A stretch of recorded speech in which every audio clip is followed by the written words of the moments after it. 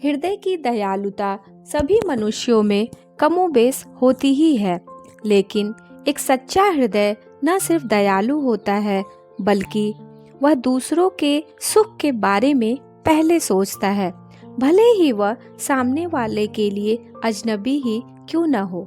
उसकी मदद करते वक्त वह खुद की असुविधा के बारे में जरा भी नहीं सोचता। जी हाँ दोस्तों, प्रस्तुत हूँ जीवन को सार्थक बनाने वाली कथा लेकर।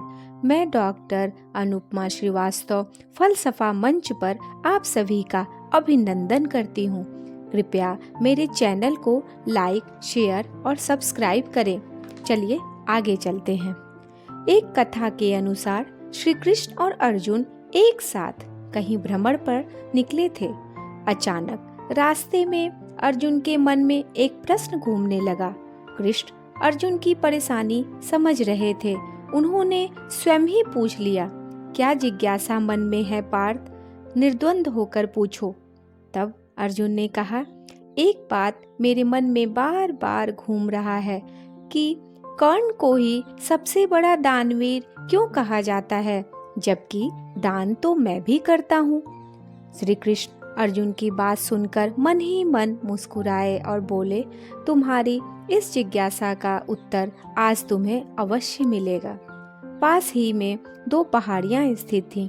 श्री कृष्ण ने उसे सोने का बना दिया और बड़े ही प्रसन्न होकर अर्जुन से बोले कि हे अर्जुन, इन दोनों सोने की पहाड़ियों को तुम आसपास के गांव वालों में बांट दो। अर्जुन ने श्री कृष्ण की आज्ञा ली और बिना देर किए इस कार्य के लिए चल दिए। सभी गांव वालों को अर्जुन ने बुलाया और कहा कि आप सभी एक पंक्ति बना लें, मैं आप सभी को सोना बांटूंगा। और अर्जुन ने सोना बांटने का कार्य प्रारंभ कर दिया। गांव वाले बहुत खुश हुए। उन्होंने अर्जुन की मुक्त हृदय से प्रशंसा की। अर्जुन उस सोने की पहाड़ियों में से सोना तोड़ तोड़ कर गांव वालों को देते गए। यह क्रम क्रमशः 2 दिन और 2 रातों तक यूं ही चलता रहा। गांव वालों में अब अहंकार घुस चुका था। वे दोबारा से पंक्ति में लगने लगे थे।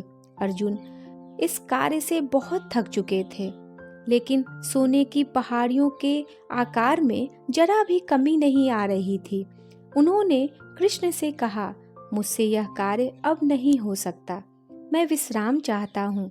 श्री कृष्ण ने कहा, ठीक है, तुम विश्राम करो। और उन्होंने कर्ण को बुला लिया। उन्होंने कर्ण से भी वही कहा, तुम इन पहाड़ियों का सोना गांव वालों में बांट दो। कर्ण तुरंत सोना बांटने चल दिए। उन्होंने सभी गांव वालों को बुलाया और विनम्रता पूर्वक कहा, यह सोना आप लोगों का है, जिसको जितना सोना चाहिए वह यहाँ से ले जाए। ऐसा कहकर वहां से वे चले गए। अर्जुन ने श्री कृष्ण से बोला कि ऐसा विचार मेरे मन में क्यों नहीं आया?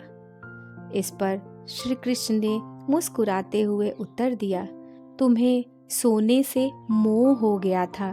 तुमने स्वयं को निर्णायक की भूमिका में खड़ा कर लिया था कि किसको कितना सोना देना है, किस गांव वाले को कितनी आवश्यकता है, उतना ही सोना तुम उस पहाड़ी में से खोद रहे थे और उन्हें दे रहे थे। तुम में दाता होने का भाव आ गया था। वहीं कर्ण ने ऐसा नहीं किया। कर्ण ने सारा सोना गांव वालों को देकर वहां से चले गया। वह नहीं चाहता था कि उनकी कोई प्रशंसा करे या जय जयकार करे। इतना ही नहीं, उन्हें इससे भी कोई फर्क नहीं पड़ता कि उनकी पीठ पीछे लोग उन्हें क्या कहेंगे।